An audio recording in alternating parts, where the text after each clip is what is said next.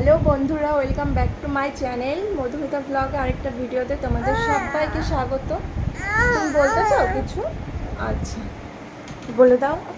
Hello বন্ধুরা, welcome back to my mom channel, তোমাদের সবাইকে স্বাগত।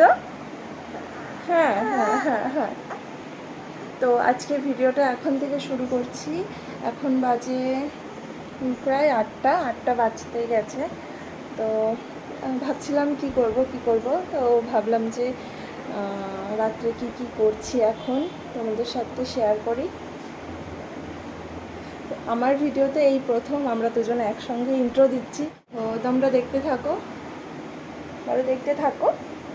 ও বাবা বাবা বাবা, বলো হ্যালো মিমিরা। কোথায় তোমার মিমিরা? পিপি মিমি কোথায় সব?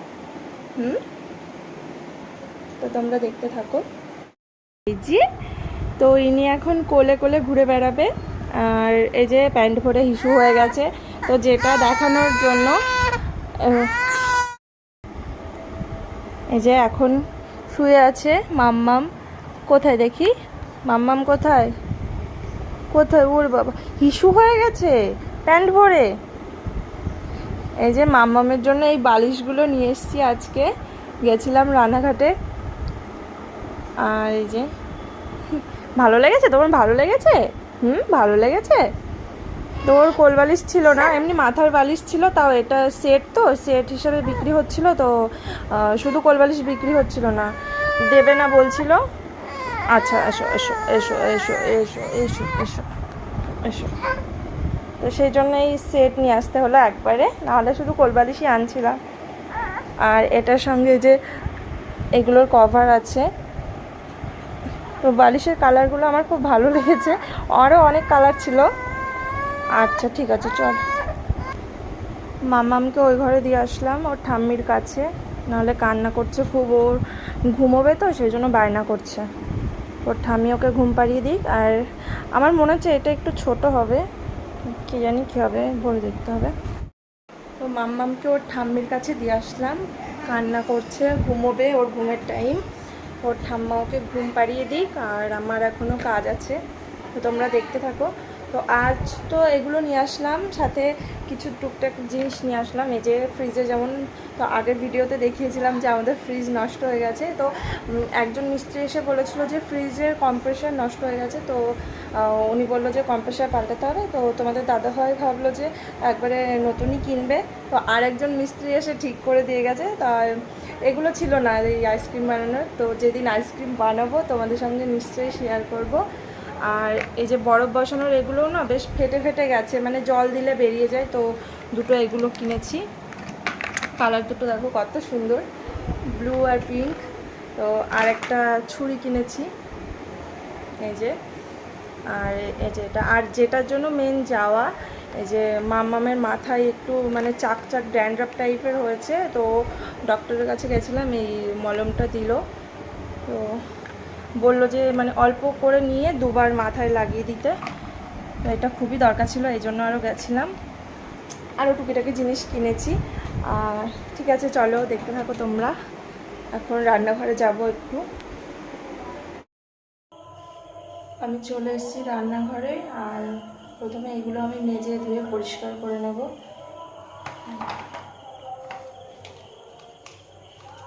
এগুলো মেজে নিই।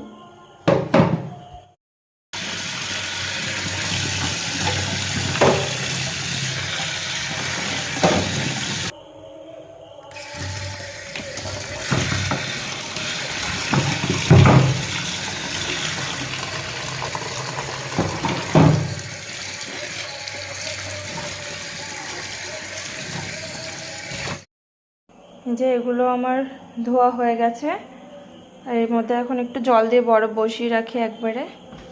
তো ফ্রিজের মধ্যে জল আছে, ফ্রিজের জলটা দিয়েই দেবো।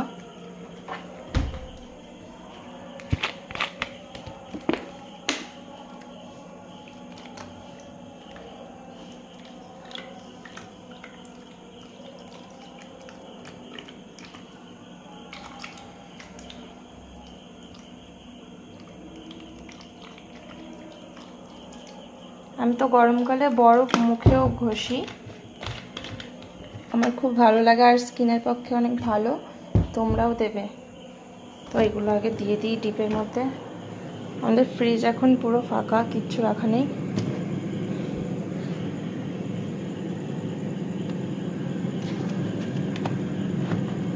কালার দুটো আমার খুব ভালো লেগেছে, খুব সুন্দর মানিয়েছে। আর ভাবছি, আমার মনে ছিল না এই থামস আপটা আছে, তো নতুন ধরনের আইসক্রিম করা যাক। এগুলোর মধ্যে এই থামস আপটা দিয়ে রাখবো, পুরো আইসক্রিমের মতন হয়ে যাবে। তোমাদের দাদাভাই এসে হাসবে দেখে। তোমরাও ইস কতটা পড়ে গেল। তোমরাও বাড়িতে ট্রাই করবে এরকম, ঠিক আছে? আমার মতন থামস আপ দিয়ে আইসক্রিম।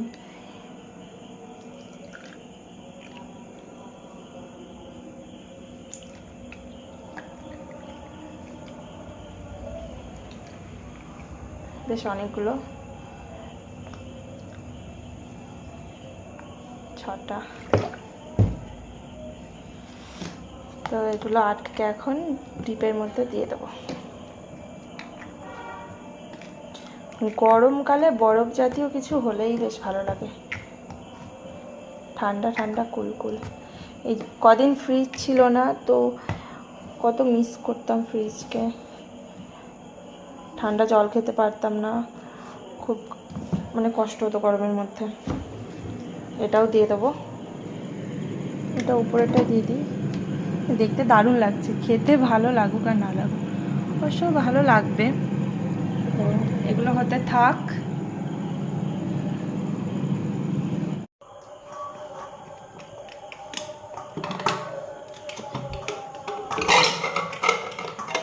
মা এদিকে যে কাবলি ছোলাগুলো সেদ্ধ করে রেখেছে, দেখি কতটা সেদ্ধ হয়েছে।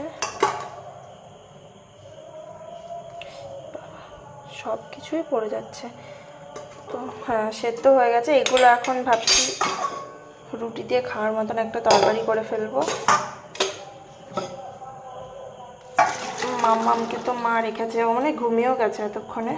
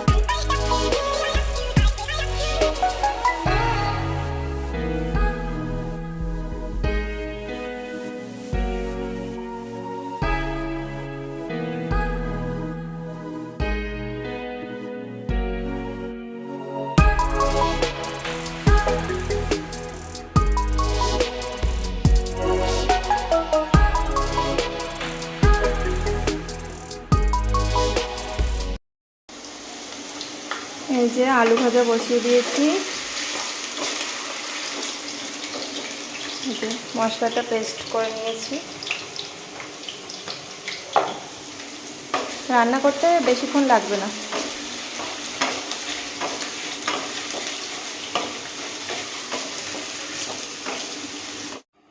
এদিকে মশলাটাও দিয়ে দিয়েছি, কষানো হচ্ছে মশলাটা।